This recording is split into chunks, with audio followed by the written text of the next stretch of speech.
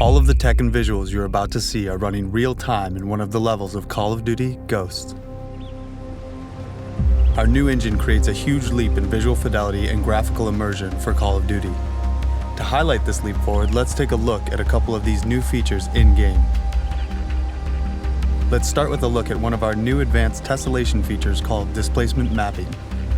This feature allows our engine to create high-res geometry in real time on terrain surfaces that were in the past very flat.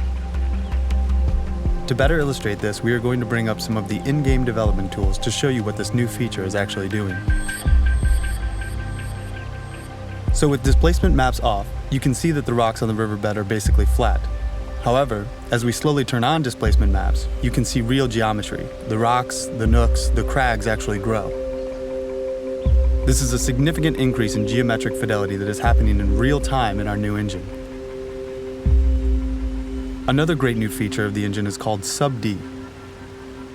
This is a technique that takes one's blocky geometry and builds them into perfectly smooth curves.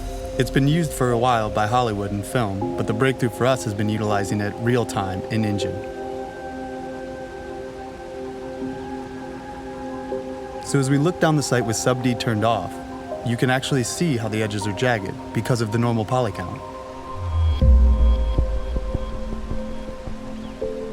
So now with sub-D turned on, you can see that the normal poly count has been increased exponentially. And what's amazing about sub-D is that it will continue to subdivide in real time as you get closer to objects. So no matter how close you get, nothing will break down.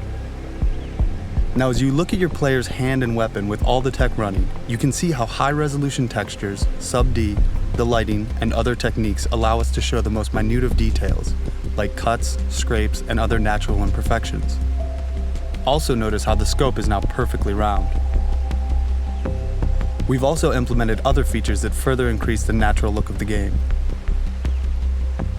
One example of this is how light affects the player's vision.